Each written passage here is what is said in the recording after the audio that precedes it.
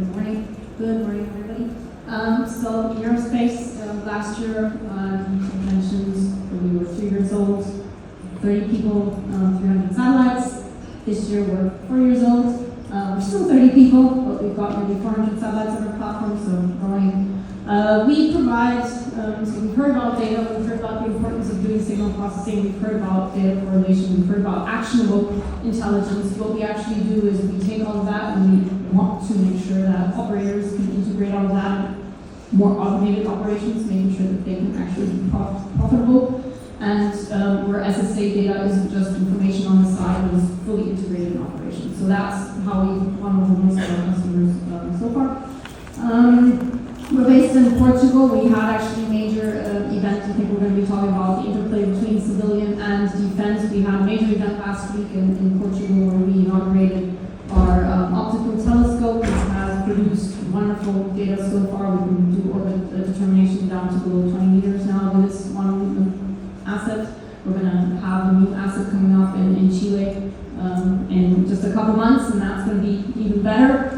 And we have the entire sort of Portuguese defense command present. So again, trying to play both worlds and provide support to both commercial operators. And again, we're going to talk about that later, right? And support defense with actionable intelligence for a number of different applications they urgently need.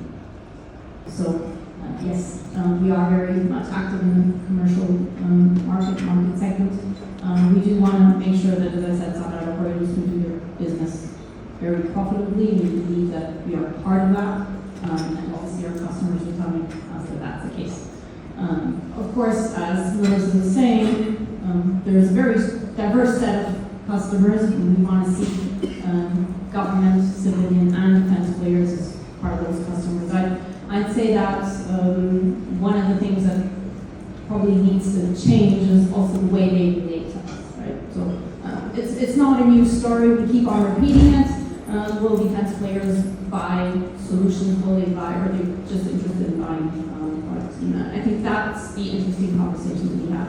Again, it's one of the things that I've been at for years, trying to get government entities to really act as customers. And I think that's fundamentally key. But as Melissa was saying, I think none of us up here would say, look, we're just commercial, or we're just government. I understand this is the challenge now of quickly, because that's, I think you said the word, things are not moving fast enough. As companies, of course, especially startups, things are never fast enough. We want to be as fast as we possibly can.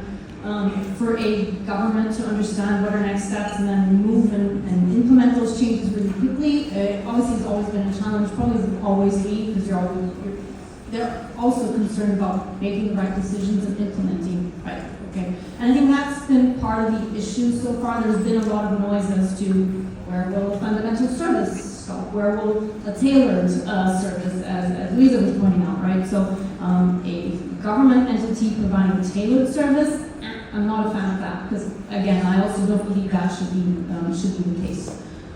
So I think it's a question of reducing the noise around what governments will continue to provide, what governments will continue to provide, and their ability to adapt to the fact that there is a nascent market. As was pointed out, there is a nascent market that will be becoming more and more important. So their ability to leverage what we're doing will become more and more important. Why? Also, this is also a message I've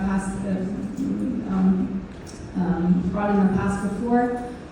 We can't just rely on public sector investments, right? And I think one of the great things about having private entities is that we end up becoming multiplied. Of course, we know that in space, institutional funds are still very much a driver. Institutional market is a huge driver, but being able to add multipliers. We've raised private funds. We want to continue raising private funds and making sure that space grows and becomes that multi-trillion economy means bringing in private funds. And that will only happen if we manage to stop the noise and become very clear on what is government, what isn't, and that governments manage to And this applies not just for us, but any space development managed to adapt to the continuously increasing space and pace of space companies. There's a certain pressure on me as well to do various things. I need to be providing support, civil protection, defense intelligence, and I have to be doing that now.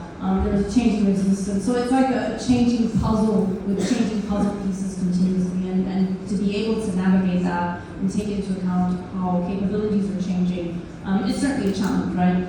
But indeed, as also Elizabeth was pointing out, I think one of the needs that I see government players and defense players especially to demonstrate a capability through ownership is for startups or for new companies or an emerging market, perhaps one of the bigger challenges, because indeed, and that's why we keep on saying that, right? We would like to have government and defense players as customers. That means slightly different things to different people, and sometimes it's just really trying to understand each other and not getting lost in the translation. I think that is a process in and of itself. It takes time, requires patience on both sides.